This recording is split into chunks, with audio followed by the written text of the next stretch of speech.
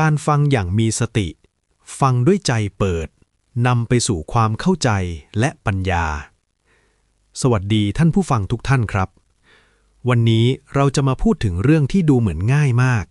แต่มีพลังเปลี่ยนชีวิตได้อย่างลึกซึ้งนั่นคือคำว่าการฟังอย่างมีสติเราเคยฟังใครสักคนแต่ใจไม่อยู่กับสิ่งที่เขาพูดไหมหูได้ยินแต่ใจคิดเรื่องอื่นหรือฟังไปก็เตรียมจะโต้แย้งเตรียมจะตัดสินแบบนี้เรียกว่าได้ยินแต่ยังไม่ใช่การฟังอย่างแท้จริงพระพุทธเจ้าตรัสว่า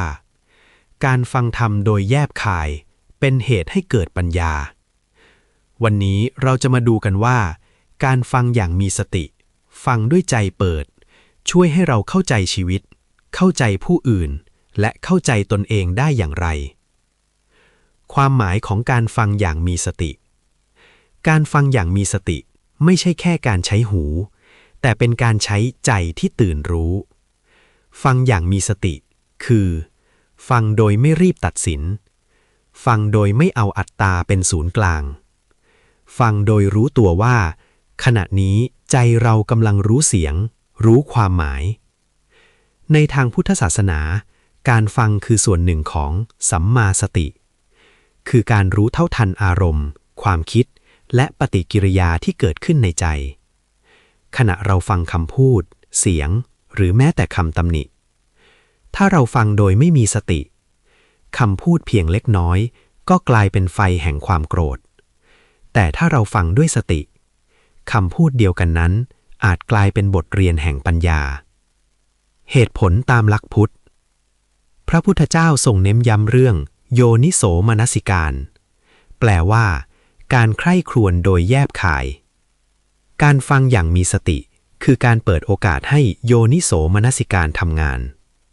เมื่อเราฟังโดยไม่เพลินไม่ต่อต้านปัญญาจะมีพื้นที่เกิดขึ้นลองสังเกตดูนะครับทุกครั้งที่เราทุกข์จากคำพูดของใครแท้จริงแล้วทุกข์ไม่ได้เกิดจากเสียงแต่เกิดจากการปรุงแต่งของใจพระพุทธเจ้าตรัสว่าผัสสะคือการกระทบเมื่อมีเสียงมากระทบหูถ้ามีสติเราจะเห็นแค่เสียง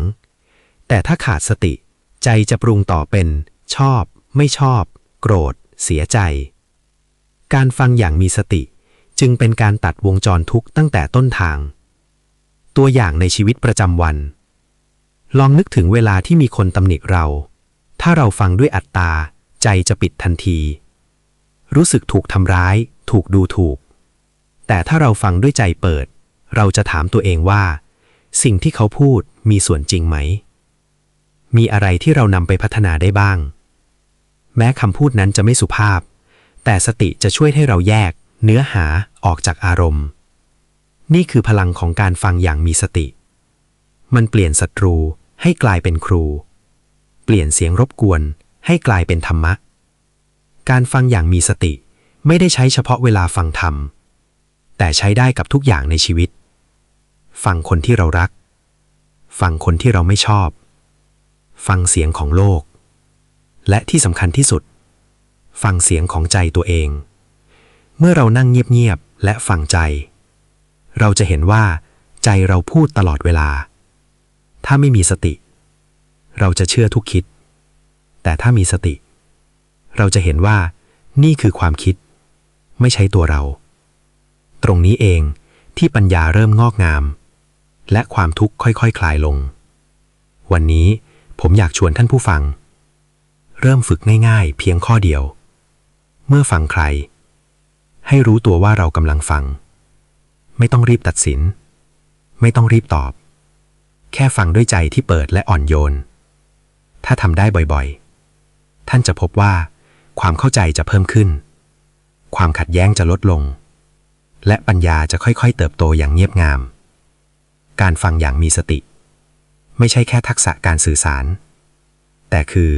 หนทางแห่งการพ้นทุกข์ในชีวิตประจำวันขอให้ทุกท่านฟังด้วยสติฟังด้วยเมตตา